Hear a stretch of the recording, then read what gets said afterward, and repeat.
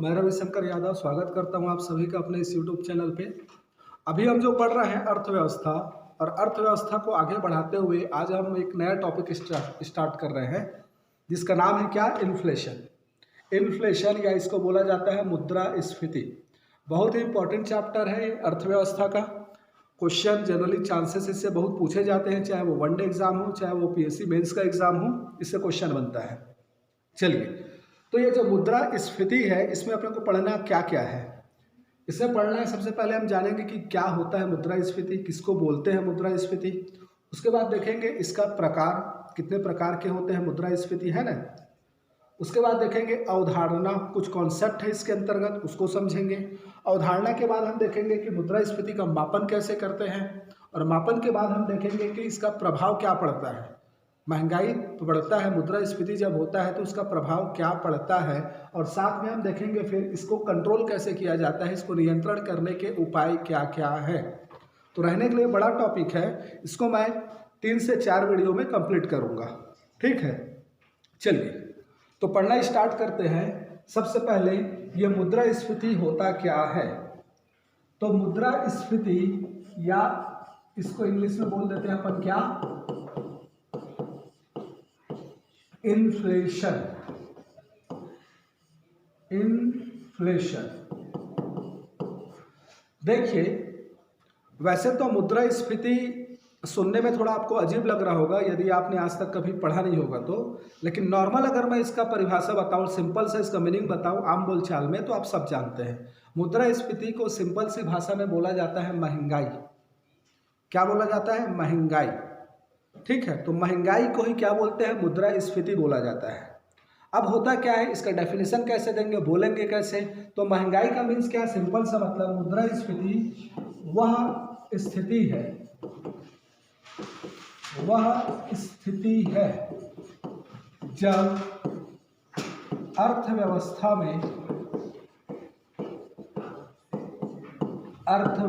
में वस्तु एवं सेवाओं की कीमतों में, वस्तु एवं सेवाओं की कीमतों में निरंतर वृद्धि होती है। निरंतर क्या होती है, वृद्धि होती है। समझ में आया, मीन्स कीमतों में निरंतर वृद्धि होना, इसी को बोला जाता है क्या, मुद्रास्फीति। समझ में आ रहा है, किसी भी वस्तु के या किसी भी सेवाओं के कीमतों में क्या होना, वृद्धि होना, और ये वृद्धि क्या होनी चाहिए, निरंतर, सतत, तब उसको क्या बोला जाएगा, मुद्रास्फीति, ठीक है। या इसी को दूसरे शब्दों में, अर्थात दूसरे शब्दों में हम इसी को क्या बोल सकते हैं, जब मुद्रा के मूल्यों में निरंतर कमी आती है। मुद्रा के मूल्यों में निरंतर कमी आती है। दोनों एक ही बात है ना, दोनों एक ही बात है। तो इसका डेफिनेशन ऐसा बोला जाता है, वह स्थिति है जब अर्थव्यवस्था में वस्तु एवं सेवाओं की कीमतों में निरंतर वृद्धि होती है, या दूसरे शब्दों में जब मुद्रा के मूल्यों में निरंतर कमी होती है। जैसे कि है ना, आप इसको लिख लेंगे, यही डेफिनेशन। वह स्थिति है जब अर्थव्यवस्था में वस्तु एवं सेवाओं की कीमतों में निरंतर वृद्धि होती है, अर्थात या दूसरे शब्दों में मुद्रा के मूल्यों में निरंतर क्या आती है, कमी आती है। मैं इसको समझा रहा हूँ आपको। देखिए, जैसे आप दुकान में गए हो और एक आपने क्या लिया, मार्कर लिया, एक मार्कर लिए। ये मार्कर मान लो आपने अभी लिया और इसकी कीमत थी 25 रुपीज़, या मान लो इसकी कीमत थी 30 रुपीज़। कितनी थी, 30 रुपीज़। अब इस मार्कर को आप 6 महीने बाद ले गए तो इसका कीमत बढ़ के हो गया 36 रुपीज़।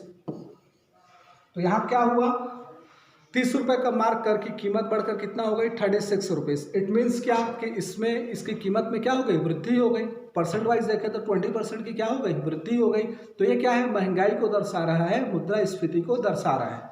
लेकिन अब दूसरा जो मैं अर्थ बताया कि मुद्रा के मूल्यों में कमी आती है, मीन्स क्या, पहले ये जो मार्कर था, ये जो मार्कर था, एक मार्कर ये अपने को 30 रुपये में मिल जा रहा था, तो 30 रुपये के वैल्यू में ये मार्कर अपने को मिल जा रहा था। अब उसी मार्कर को खरीदने के लिए अपने को 36 रुपया पे करना पड़ रहा है। पहले अपने को मुद्रा कितना पे करना पड़ रहा था? 30 रुपीज़। अब कितना पे करना पड़ रहा है? 36 रुपीज़। इट मीन्स क्या, जो हमारा मनी का वैल्यू था, मुद्रा का वैल्यू है, वो क्या हो गया? कम हो गया, है ना। अब अपने को ज़्यादा मुद्रा पे करना पड़ रहा है, ज़्यादा पैसा देना पड़ रहा है। पहले 30 रुपये देते थे, अब 36 रुपया दे रहे हैं, तो पैसा ज़्यादा देना पड़ रहा है। इट मीन्स क्या, मुद्रा की वैल्यू क्या हो गई? कम हो गई। इसी चीज़ को बोला जा रहा है क्या, कि वह स्थिति है जब अर्थव्यवस्था में वस्तु एवं सेवाओं की कीमतों में निरंतर वृद्धि होती है।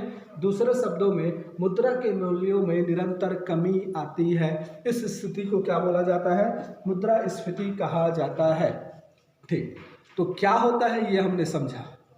अब आता है प्रकार, मुद्रास्फीति के प्रकार।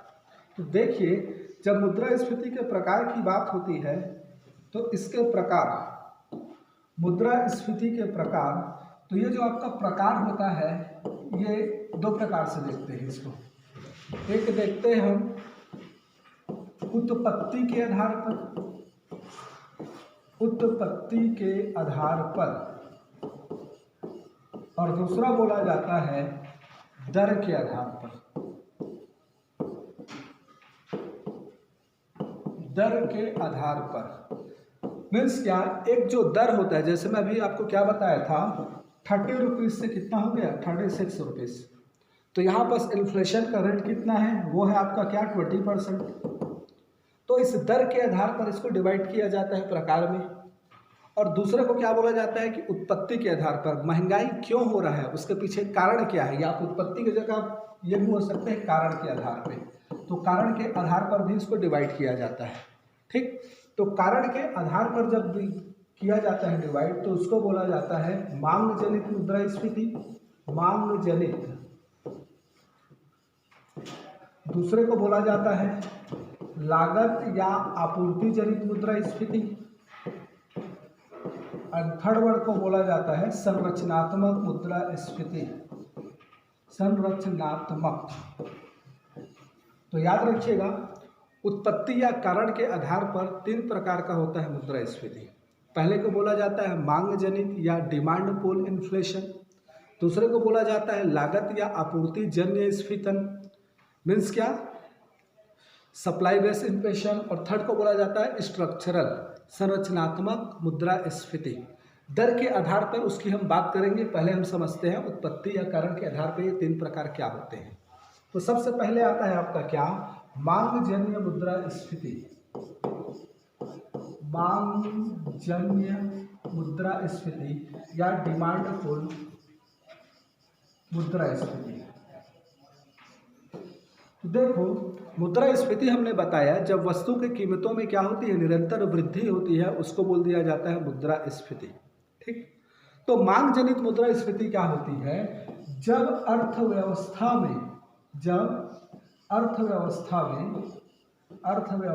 में तरलता की मात्रा में वृद्धि के कारण, तरलता की मात्रा में वृद्धि के कारण मांग में वृद्धि होती है। मांग में वृद्धि होती है और इस मांग के सापेक्ष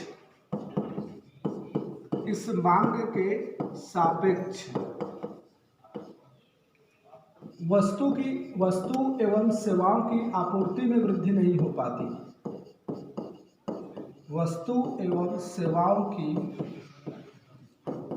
आपूर्ति में वृद्धि नहीं हो पाती। आपूर्ति में वृद्धि नहीं हो पाती। तो इसके कारण जो वस्तु के कीमतों में वृद्धि होती है उसे मांग जन्य मुद्रास्फीति कहते हैं। क्या बोल रहा हूं मैं? तो इसके कारण वस्तु एवं सेवाओं की कीमतों में कीमतों में जो वृद्धि होती है,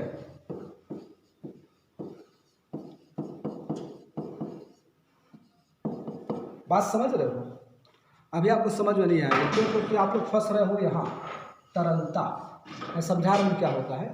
देखो पहले समझो, लिखा क्या है उसको समझ लो, फिर तरलता पे मैं आ रहा हूँ। मैं क्या बोला, जब अर्थव्यवस्था में क्या हो जाता है, तरलता की मात्रा में वृद्धि हो जाती है और उस तरलता की मात्रा में वृद्धि होने के कारण मांग में वृद्धि होती है।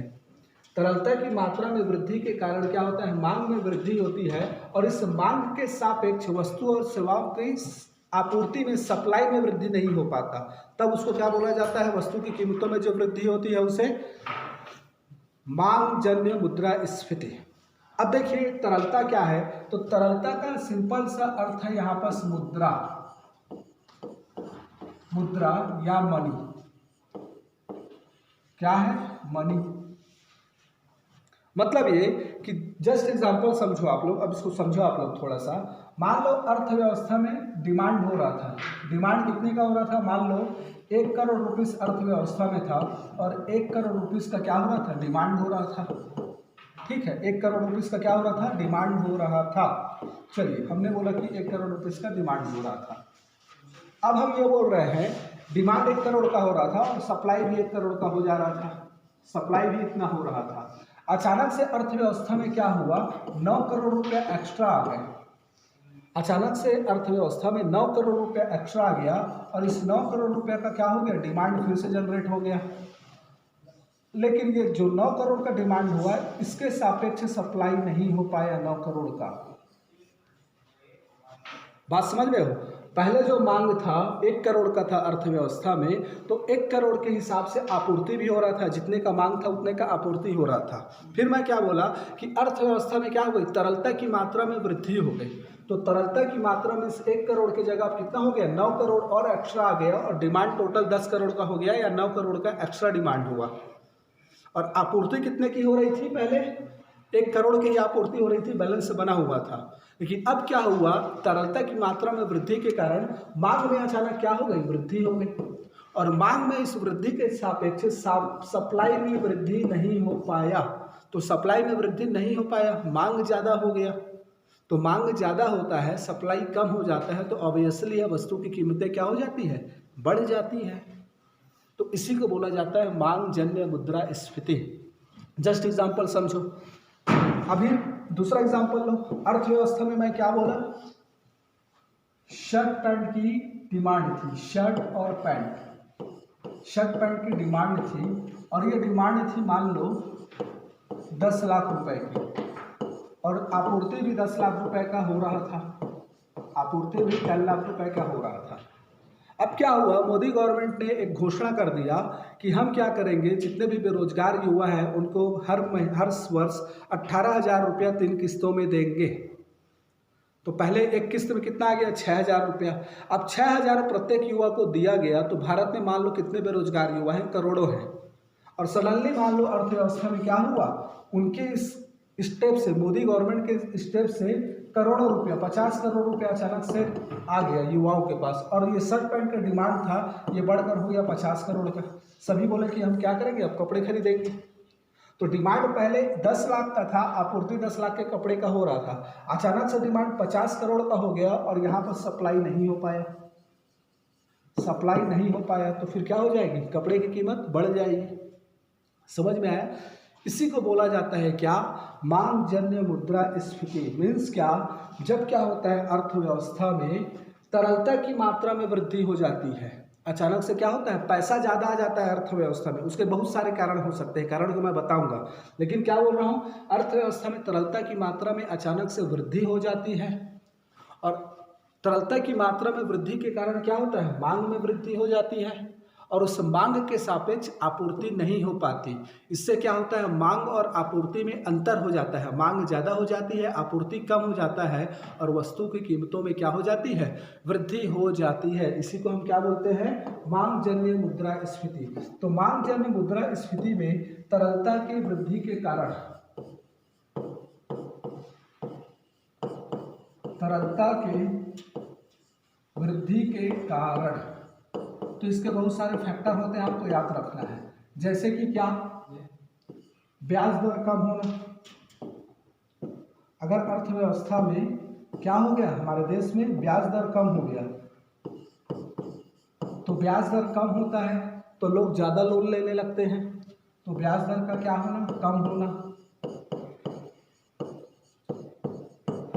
दूसरा बोला जाता है क्या, ब्याज दर कम होगा तो लोन मिलेंगे, निवेश ज़्यादा होगा, निवेश ज़्यादा होने लगे। जन कल्याणकारी, सरकार के जन कल्याणकारी नीतियों में व्यय का बढ़ना, सरकार के द्वारा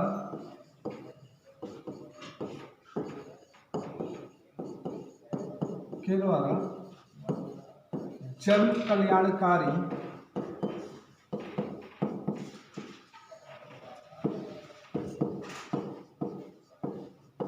नीतियों में व्यय को बढ़ाना। जैसे अभी मैं बताया, सरकार क्या कर रही है, अभी प्रधानमंत्री सम्मान निधि के तहत पैसा दे रही है, 2-2 हज़ार रुपये 6 किस्त, 3 किस्त में सालाना 6,000 रुपया देती है। अब उसी को गवर्नमेंट बोल देगी कि हम सालाना 30,000 रुपया देंगे 3 किस्त में, तो 2,000 की जगह किसानों को कितना मिलेगा, 10,000, तो 8,000 एक्स्ट्रा आएगा, तो वो 8,000 सभी किसानों के पास आएगा, तो उसका एक्स्ट्रा मांग सृजित होगा ना। मांग कब होता है, जब हाथ में पैसा आता है। जब तक पैसा नहीं है तब तक वो डिज़ायर है। आपको कार खरीदना है, वो आपकी सोच है, डिज़ायर है, इच्छा है। वो डिमांड में कब बदलेगा, जब आपके हाथ में क्या आ जाएगा, पैसा आ जाएगा, मुद्रा आ जाएगा, खरीदने की क्षमता आ जाएगी, तब वो क्या हो जाएगा, डिमांड में आ जाएगा। तो सडनली जब अर्थव्यवस्था में पैसा आ जाता है तो क्या होता है, मांग बढ़ जाती है और उसके सापेक्ष आपूर्ति नहीं हो पाती, अंतर उत्पन्न होता है मांग एवं आपूर्ति में, और वस्तु एवं सेवाओं की कीमतों में क्या हो जाती है, वृद्धि हो जाती है। इसी को बोला जा रहा है क्या, तो तरलता की वृद्धि के कारण क्या, ब्याज दर का कम होना, निवेश ज़्यादा होना, सरकार के द्वारा जन कल्याणकारी नीतियों में व्यय को बढ़ाना, या हम इसी को एक और शब्द बोल सकते हैं, सरकार के द्वारा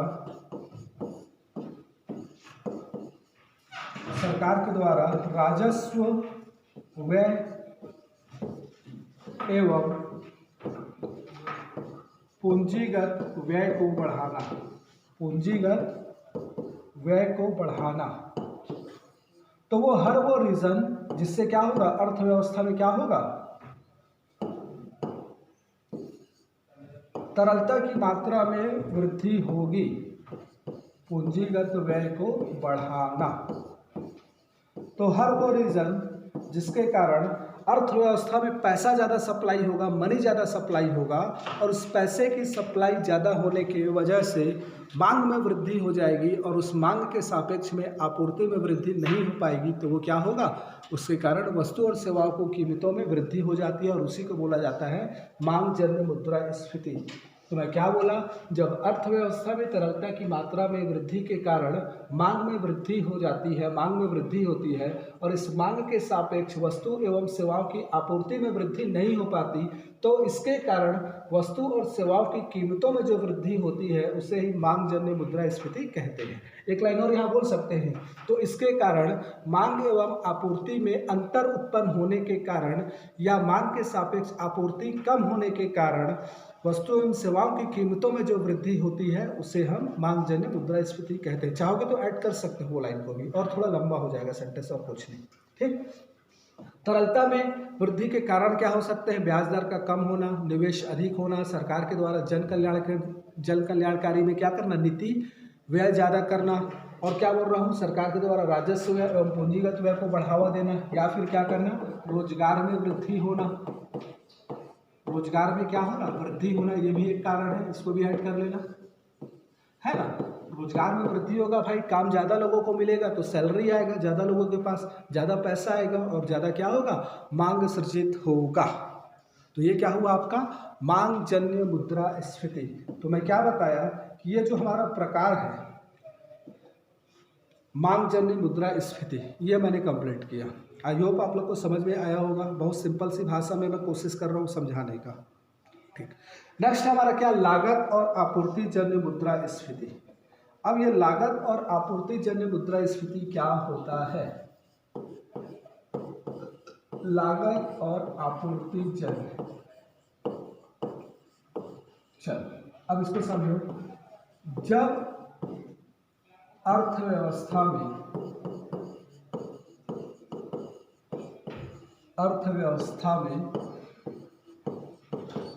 वस्तु एवं सेवा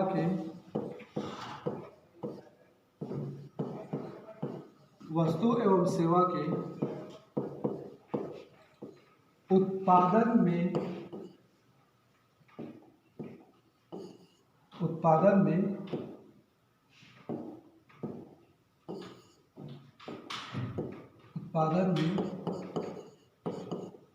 होने वाली लागत में किसी कारण वृद्धि हो जाती है।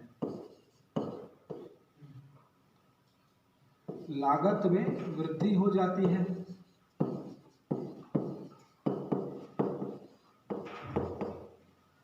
या आपूर्तिजन्य भी है, या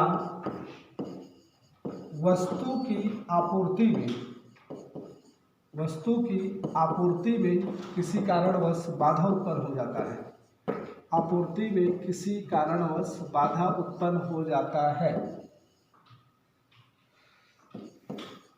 किसी कारणवश बाधा उत्पन्न हो जाता है।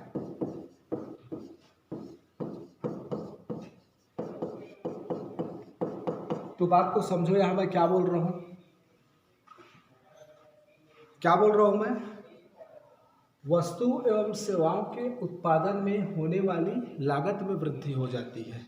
ठीक है, जैसे कि मजदूरी दर बढ़ गया, या फिर क्या हुआ, कच्चे माल की कीमत बढ़ गई, जो उद्योगों में कच्चा माल चाहिए रहता है उसकी कीमत बढ़ गई, रॉ मटेरियल की, या फिर डीजल की कीमतों में वृद्धि हो गई, है ना। तो ये क्या होता है, लागत में वृद्धि हो रही है। अब मजदूरी दर पहले अपन क्या करते थे, 200 देते थे, अब 300 रुपया देना पड़ रहा है। ट्रांसपोर्टेशन में, परिवहन में डीजल की कीमत में वृद्धि हो गई। या फिर मैं क्या बोल रहा हूँ, कच्चा माल जो चाहिए था, है ना, सीमेंट बनाने के लिए चूना पत्थर चाहिए होता है, तो चूना पत्थर की कीमतों में वृद्धि हो गया, मजदूरी में दर में वृद्धि हो गया, तो सीमेंट की कीमत भी क्या हो जाएगी, बढ़ जाएगी। तो उसी को बोला जा रहा है, जब अर्थव्यवस्था में वस्तु एवं सेवाओं के उत्पादन में होने वाली लागत में क्या हो जाती है, वृद्धि हो जाती है, तब उसको क्या बोल दिया जाता है, लागत जन्य। या फिर वस्तु की आपूर्ति में किसी कारणवश वृद्धि हो जाती है, तो बाधा उत्पन्न होती है। तो वस्तु की आपूर्ति में बाधा, जैसे कि बाढ़, सूखा, है ना, या अन्य प्राकृतिक आपदा के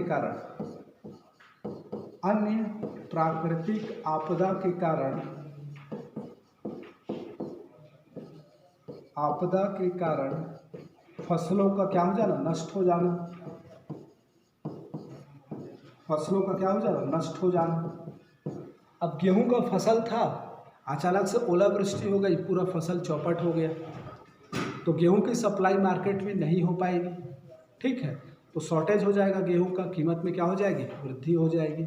या इसी में एक और कारण बोला जाता है, आपूर्ति में ही क्या, निर्यात ज़्यादा बढ़ा देना। आप इसको लिखेंगे पॉइंट में, निर्यात का ज़्यादा होना। सरकार मान लो एस्टिमेट नहीं कर पाई और सरकार ने क्या कर दिया, गेहूं का ज़्यादा निर्यात कर दिया दूसरे देश को, और हमारे देश में गेहूं का क्या हो गया, शॉर्टेज हो गया। ठीक है, तो ये लागत जन्य हो गया, आपूर्ति जन्य। आपूर्ति जन्य कब हो रहा है, जब आपूर्ति में बाधा उत्पन्न हो जाती है, आपूर्ति नहीं हो पाता, तो नहीं हो पा रहे हैं तो मीन्स क्या, फसल नष्ट हो गई या फिर निर्यात ज़्यादा हो गया।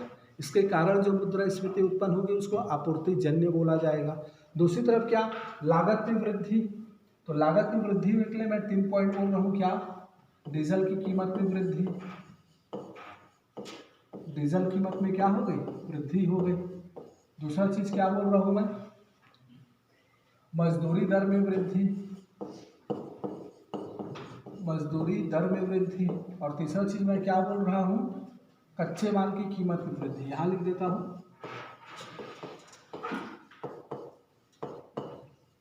कच्चे माल की कीमत में वृद्धि। तो बात समझ रहे हो, आपको लिखना पड़ेगा, लागत जन्य मुद्रास्फीति के कारण। तो क्या क्या कारण हो सकते हैं, डीजल कीमत में वृद्धि, मजदूरी दर में वृद्धि, और साथ में क्या, कच्चे माल की कीमत में वृद्धि। उसके बाद आपूर्ति जन्य मुद्रास्फीति के कारण, तो ये कब हो सकता है, जब निर्यात ज़्यादा हो जाए या फिर क्या हो जाए, प्राकृतिक आपदा, ओलावृष्टि, बाढ़, सूखा इत्यादि के कारण क्या हो जाए, फसलें नष्ट हो जाए, तब भी क्या हो जाएगा, आपूर्ति में बाधा उत्पन्न होगा और वस्तु की कीमतें क्या हो जाएगी, बढ़ जाएगी, आपूर्ति कम हो जाएगा। सिंपल सी बात है ना। आई होप आप लोग को समझ में आ रहा होगा। ठीक, तो ये क्या हो गया आपका लागत जन्य। अब हमारा जो आता है लागत जन्य के बाद नेक्स्ट है वो है संरचनात्मक। देखिए, संरचनात्मक मुद्रास्फीति और आपूर्ति जन्य मुद्रास्फीति दोनों में थोड़ा सा समानता है, मतलब दोनों में आपूर्ति नहीं हो पाती। जो संरचनात्मक मुद्रास्फीति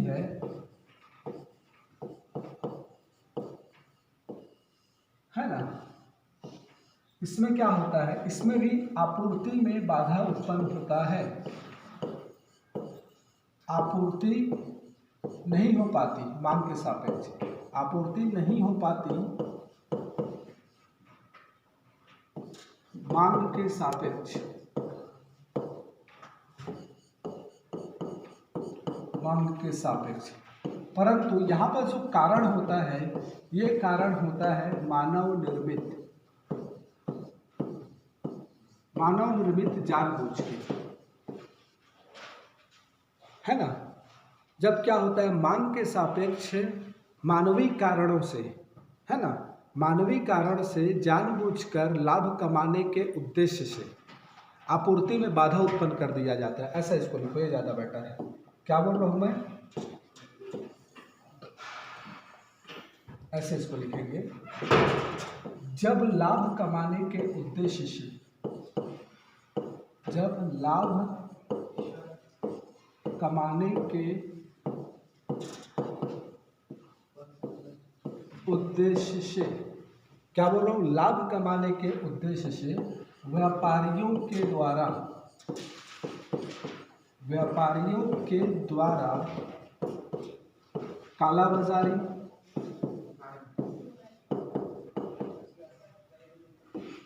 जमाखोरी एवं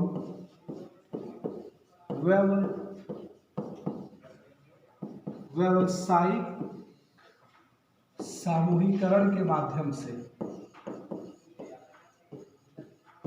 व्यावसायिक सामूहिकरण के माध्यम से वस्तु की कीमतों में वृद्धि कर दी जाती है, वस्तु की कीमतों में वृद्धि कर दी जाती है अथवा आपूर्ति में बाधा उत्पन्न कर दिया जाता है, अथवा आपूर्ति में बाधा उत्पन्न कर दिया जाता है,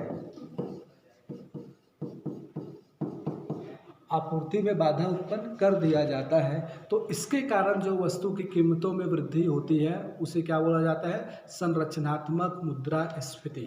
अब देखो यहाँ पर क्या होता है, काला बाजारी या जमाखोरी मीन्स क्या करते हैं व्यापारी लोग, मान लो गेहूं है तो गेहूं को क्या कर लेते हैं, अपने पास स्टॉक बना कर रख लेते हैं, मार्केट में सप्लाई नहीं होने देते, और मार्केट में सप्लाई नहीं होता तो कीमतों में वृद्धि हो जाती है, और उसके बाद धीरे धीरे करके थोड़ी थोड़ी मात्रा में उसको क्या करते हैं, सप्लाई करते रहते हैं, तो इससे क्या हो जाता है, कीमतों में वृद्धि हो जाती है।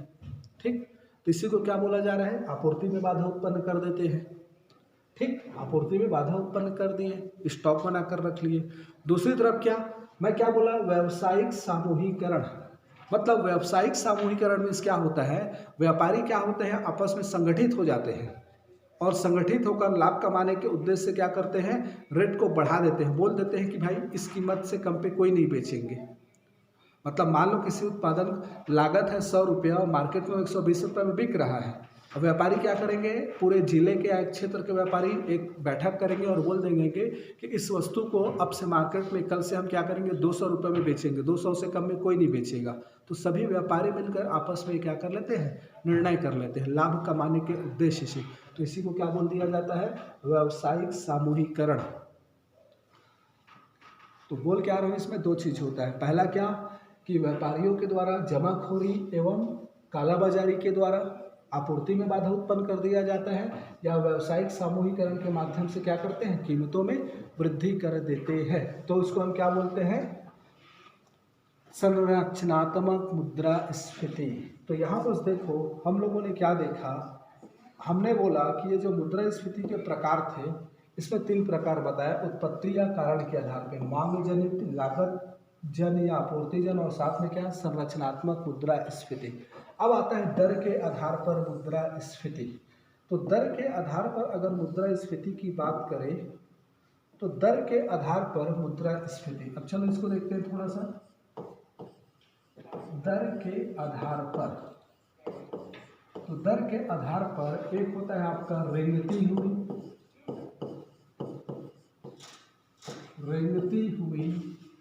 मुद्रास्फीति, दूसरे को बोला जाता है चलती हुई मुद्रास्फीति, तीसरे को बोला जाता है भागती हुई मुद्रास्फीति,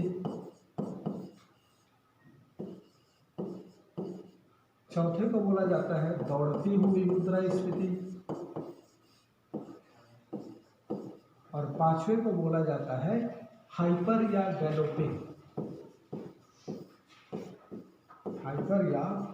गैलोपिंग मुद्रास्फीति।